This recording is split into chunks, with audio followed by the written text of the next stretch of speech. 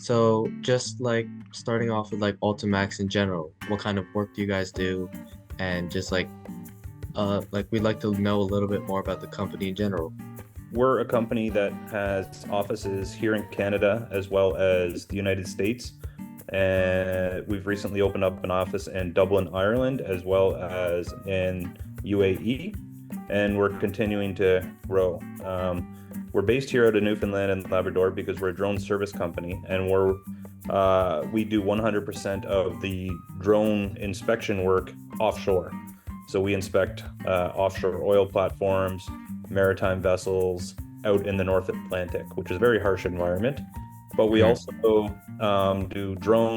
we do strategic, different types of drone flights that not many other companies do. So we travel the world.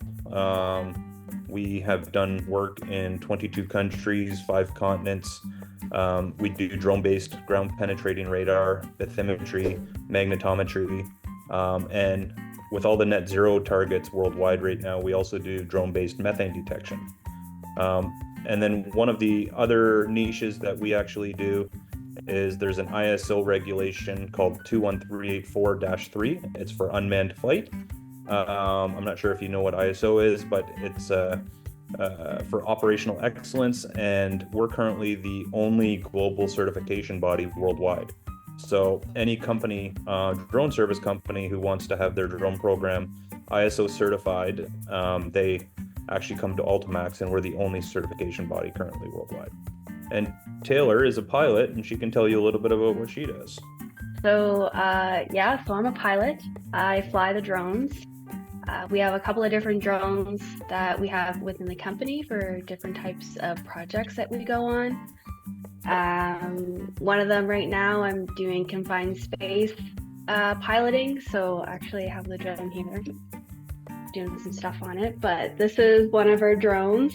This is called the Elios 2, and it's used for confined space work. So it can go into a variety of different environments like underground mines or tunnels or something like that, really small, tight quarters, and take video or thermal imaging and stuff like that. So that's really cool. The other drone that we use is the M300, and it's a bigger drone where we can attach different payloads like different cameras, the GPR unit, so ground penetrating radar, bathymetry, LiDAR, a bunch of different stuff like that, and go on different projects to collect data. That's so cool. And I was wondering if we could ask a couple questions about how you guys make the drones themselves and how the technologies work. So we actually don't make the drones. What we do is Mhm. we utilize a whole bunch of different drones. So, for instance, because we fly all over the world, we have a very big fleet. For instance, in the United States, there's currently an anti-Chinese sentiment when it comes to drone usage. So we have non-Chinese made drones.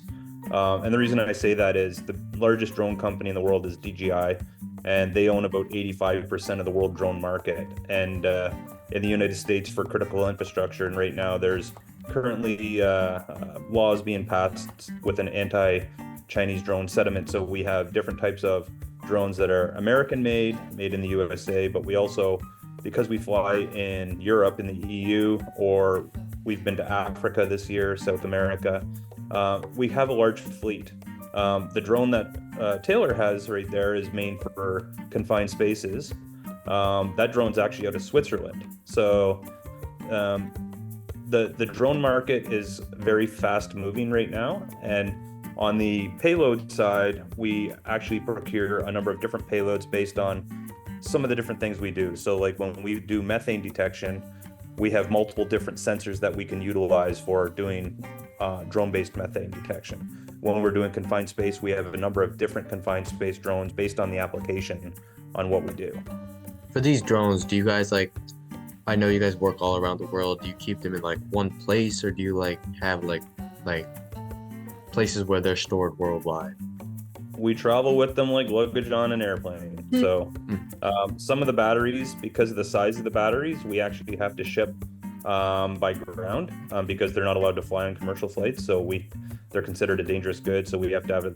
So we do have batteries purchased in different places and stored, but other than that, we take them with us when we fly.